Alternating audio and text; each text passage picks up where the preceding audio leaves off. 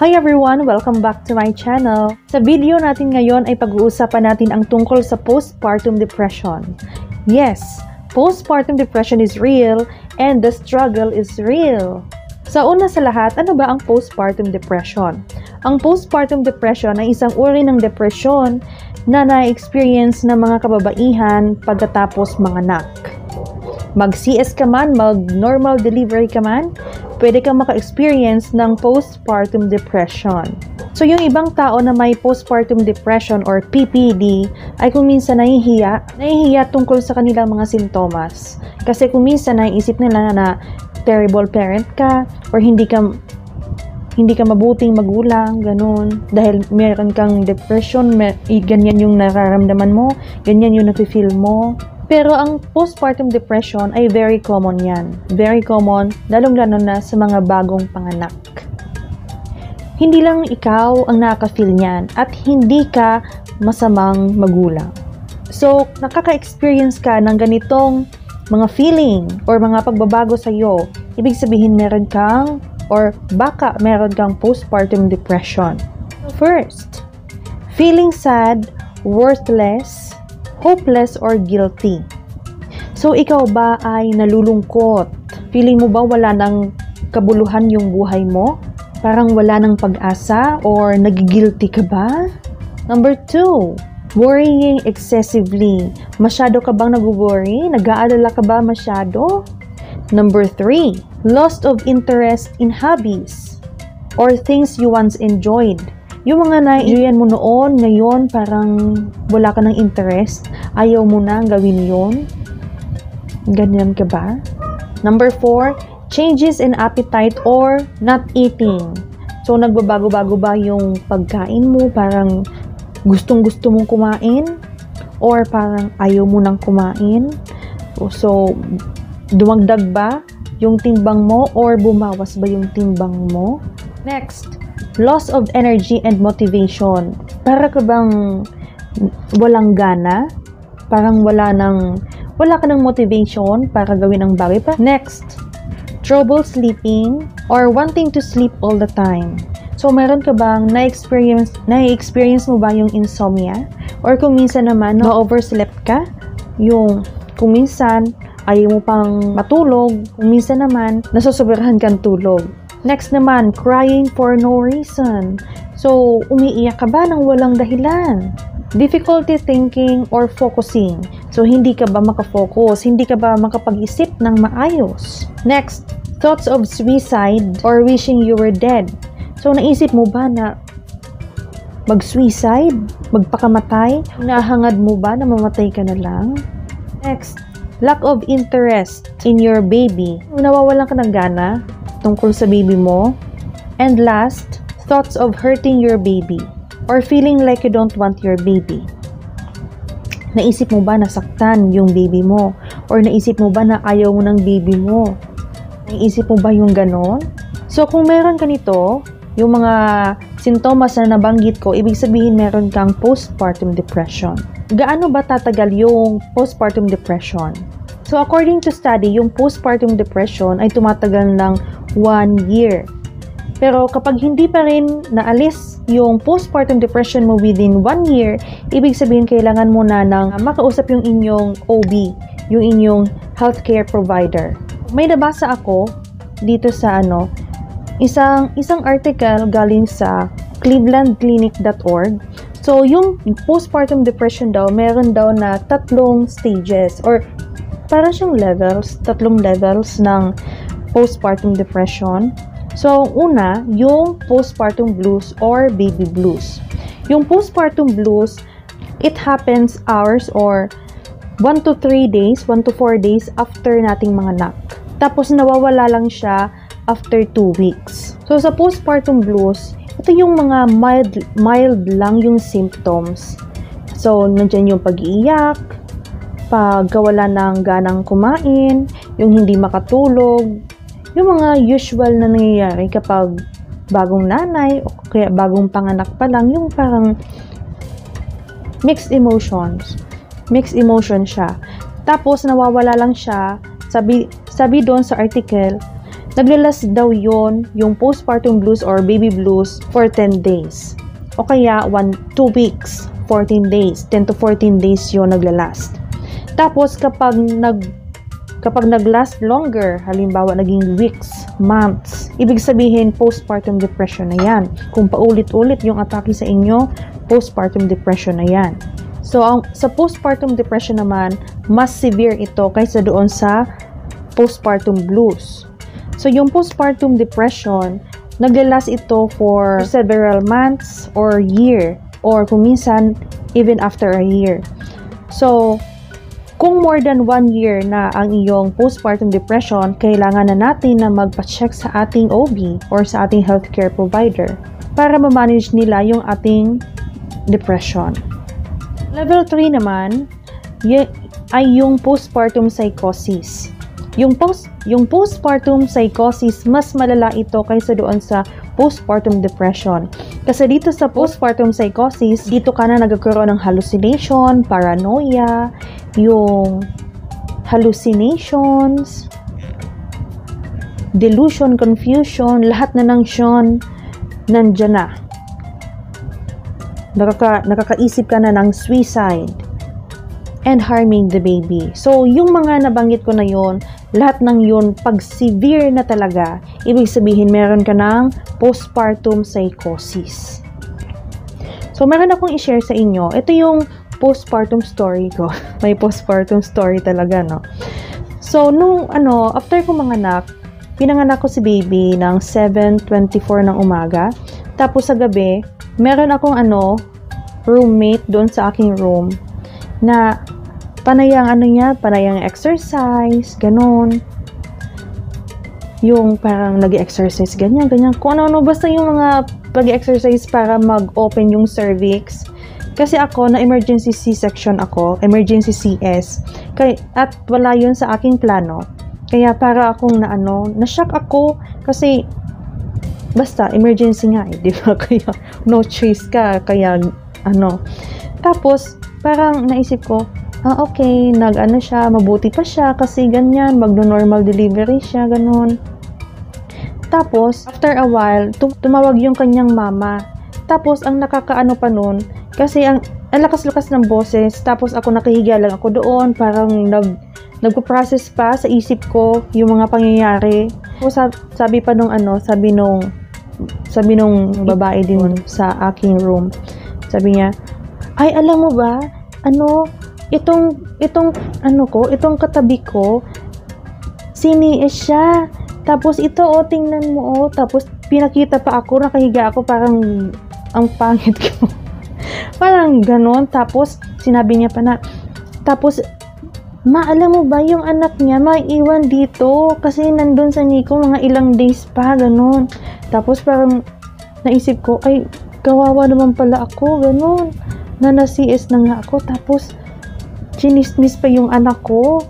Parang, yun, panayang iyak ko noon. Grabe talagang iyak ko noon. Galit na galit. Parang hindi ko ma-explain yung feeling ko. Na galit ako, naiiyak ako, parang, basta naiinis ako. Tapos yun, parang siguro yan yung tinatawag nating baby blues, no? Okay, baby blues. Tapos after noon, may mga nababasa na talaga ako doon sa mga FB groups tungkol sa mga nanay na meron daw na may mga na-experience na malala na parang hindi nila kaya na ganun. Tapos yung ate ko, sabi ni ate, huwag ka mag-alala, hindi mo naman siguro yan ma-experience, di ba? Tapos sabi ko, hindi naman yan. Tapos, na-experience ko nga yun. Experience ko yun. Tapos, parang parang iba yung feeling. Parang kailangan mong labanan. Kasi kung hindi baka kung anong mangyari sa iyo tapos kay baby mo. Parang kung ano ng mga pumapasok sa isip ko. Kung kayo ay may postpartum depression, kung may mga naiisip kayong kakaiba na, kailangan nyo ng support, moral support. Number 1 talaga ang moral support. Piliin yung mabuti, yung makakapagbigay sa iyo ng moral support. Dapat piliin nyo yung mga kukwentuhan nyo kasi na-experience ko na meron ako nakwentuhan, tapos sinabihan ako na, ay, arte lang yan. Huwag kang mag-inarte. Parang ganun yung isip nila. Pag i-inarte lang daw yun na kung ano-ano na parang ang sama-sama kong ina kasi ganyan ang mga naiisip ko. O kung ganyan yung mga nararamdaman ko. Parang ganun, parang yung feeling na down ka na nga, ida-down ka pa, ay nako talaga. Kaya mag-isip kayo, isipin nyo mabuti yung makakapagbigay sa inyo ng moral support. Okay? Piliin nyo mabuti, piliin nyo lang yung mga sasabihan nyo na mga na-feel ninyo, lalong-lalo na tungkol sa postpartum depression. Kasi hindi naman talaga yan lahat makakatulong sa inyo. Yung iba, judgmental pa. Kaya ako, very thankful ako kasi yung ate ko nandyan. So, eto si ate. Yan si ate. Isa siyang nurse. Alam niya yung postpartum depression. Alam niya yan. Kasi sa mission niya, nakapag-mission siya. Tapos doon sa na-assignan sa kanya, may isang ina tapos may mga anak. One night, inatake ng postpartum depression. In the morning, wala. Patay yung mga anak niya. Pinatay niya. Pinatay ng nanay yung kanyang mga anak. 3 ata yun. Out of 4, 3 yung patay. Ganon. Kaya alam ni ate, yung tao, yung mga, kung ano yung mga kayang gawin. Kung ano, basta, totoo yan ha, totoo yan. Huwag kayong judgmental ha, kasi totoo yan. So, alam niya kung ano yung mga kayang gawin ng taong may postpartum depression. Kaya ako, nung hindi pa 1-year-old si baby, kapag feel ko na hindi ko na kaya kontrolin ang buhay ko, yung super na talaga, yung grabe, chinachat ko yan si ate kasi magkatabi lang yung bahay namin. So, chinachat ko, sabi ko, te, parang inaatake naman ako ng postpartum depression. Tapos, agad-agad, right away, nandito na yan sa bahay namin. Kukunin niya si baby, siya ang mag-aalaga. Tapos ako, mag-relax, alam niyo yun? Mag-relax ako at magmumuni-muni. Ganon. For a year, nawala na yun. Akala ko talaga wala na. So, ngayon, 2 years old na si baby. Teka.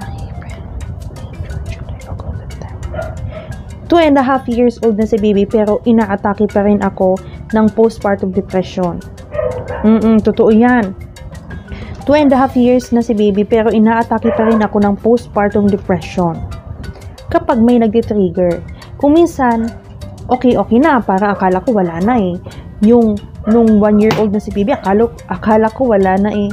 Tapos, ngayong 2 years old siya, yung may nag-trigger lang sa akin, ay nako, nandyan na naman yung PPD. Tapos alam nyo ba, recently, parang nasa point na ako na magkakaroon ako ng mental breakdown. Ay nako, ang daming mga triggers na dumarating para ma-trigger ulit yung aking postpartum depression. Wala naman si ate. Kasi si ate nandun na sa Italy, kasama niya yung kanyang mapagmahal na asawa. Wala na si ate, wala na akong parang maasahan dito. Oo, merong mga nagbibigay sa akin ng moral support. Marami sila. Pero yung mga taong talagang nakaintindi ng postpartum depression, talagang si ate yung number 1 doon. May mga nagbibigay sa akin ng moral support dito. Kaya lang yung particularly sa postpartum depression, si ate lang talaga nakaintindi nun sa akin. Para na akong mabaliw. Nagplano na ako na pumunta sa healthcare provider para Tapos until such time na doon sa pinaka tuktok ng aking doon sa pinaka-peak ng aking depression, doon ako nakaisip na magtayo ng small business. So, meron akong small business na tinayo, yung Calvin Classics Cosmetics. Ayan, so dyan ako na busy. So, ang ginawa ko, nakipag-usap ako sa mga manufacturer sa ibang bansa, abroad, tungkol doon sa mga foundation, sa liquid eyeliner. Kasi dito sa Philippines, wala naman mga foundation eh. Wala naman silang na-manufacture na mga foundation dito sa Philippines. Talagang sa abroad lang. Yes, nahanap ko na yung mga yung mga manufacturer dito sa Philippines. Talagang wala sila yung pangmalakasang foundation. Halos mga lipis lang. So, nag-contact ako doon sa abroad.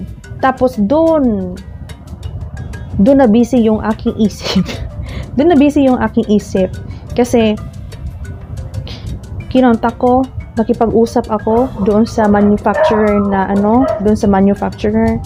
Tapos, kung ano yung mga formula, yung formulation, ganun, kung ano-anong mga shade, kung ano-anong dami. Tapos, ayun, problema naman ako noon kung paano ba ma-ship simula doon sa ibang bansa papunta dito. Syempre, kailangan ko pang maghanap ng forwarder, di ba? Ayan, tapos nakapunta na nga dito sa Maynila, tapos na-stuck pa sa Maynila. Oh my gosh. So, kailangan ko pang, yun pala, hanggang lang sa Maynila. Paano kung hindi ako makakapunta ng Maynila? So, kailangan ko naman maghanap ng ibang forwarder, ibang nagka-cargo, something like that na nag-forward dito. Hay. Tapos, since ako nag-start ng aking cosmetics, doon na busy yung aking isipan. Tapos, parang yung sarili ko, parang na-pull ko together yung aking sarili. Bumalik sa pwesto, sa lahat, yung aking isipan, yung aking physical something. Kasi alam nyo ba, pumayat ako, grabe ang payat. Pumayat ako ng masyado noon, dahil doon. Tapos, at dahil doon sa tinayo kong business, bumalik sa posisyon yung aking isip, tapos yung aking katawan bumalik sa dati. Tapos parang kaya naisip ko, kung kayo pala ay nadidepress, kung kayo ay inaatake ng postpartum depression, kailangan nyo magpaka-busy. As in, magpaka-busy kayo ng busy na mawala yan sa isip ninyo. So, kaya dyan nabuo yung Calvin Classics Cosmetics. Ayan, so, yan ha, mag-order kayo sa akin ha, mga pampaganda. Visit nyo rin yung aking Shopee shop. Ito yung aking Shopee shop, at ito rin yung aking FB page. Okay? Basta kung kayo ay inaatake ng postpartum depression, dapat ay meron kayong masasabihan. Yung open-minded, na hindi ka sasabihan na nag-iinarte ka lang, ganun. Kasi nakakadagdag pa yan sa depression mo. Talaga. Relax mo lang, mag-pray ka palagi, na i-bless ka yung anak mo, pati yung isipan mo, palinawin yung isip natin. Kasi, yes, sis, dinadaanan ko pa rin yan hanggang ngayon. Kung minsan may trigger, kapag may nagdi-trigger talaga, ay nako, nandyan na naman yung PPD. At hindi natin yan maiiwasan kasi biglaan niya na dumarating dyan eh. Kaya kapag nandyan na yan, yung baby mo, i-safe mo muna, pang-alagaan mo muna yung baby mo, tapos i-relax mo yung buhay mo, mag-pray ka para bumalik sa dati, yung pagkatao mo. Ay, ako patawa-tawa lang ako, pero totoo yan, nangyayari yan sa akin. So that's all. Thank you very much for watching. Please don't forget to subscribe and click the notification bell button to notify you of my new uploaded videos. Mag-order na rin kayo sa aking Shopee. Okay? Bye-bye!